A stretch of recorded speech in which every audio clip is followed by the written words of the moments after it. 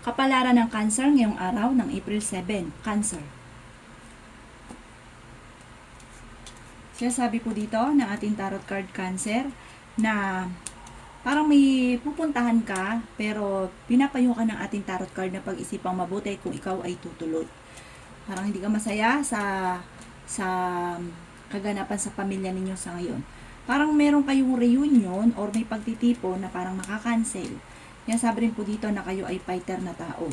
Maging balance sa lahat ng bagay. Yan sabi rin po dito na mag-iingat ka dahil may mag-a-attempt sa inyo na manloko.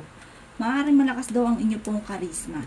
Yan sabi rin po dito na maaaring may pagkamatigas daw po ang inyo pong ulo. May malaking magandang pagbabago na maaaring maganap daw po sa buhay ninyo. May pinaplano ka rin puntahan, matutuloy ka daw po dito. Swerte ka rin sa inyo pong mga anak.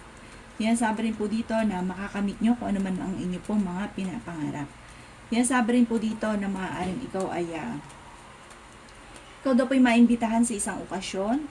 At kung ano man daw po yung kaganapan sa inyo sa ngayon, parang magiging lesson ito sa inyo. Yan sabi rin po dito na parang may partnership na magaganap, parang meron kang kakilala na mag-o-offer sa inyo na sosyo daw po kayo. Ang inyo pong lucky color ay color green at ang lucky number po ninyo ay nagsisimula sa 35.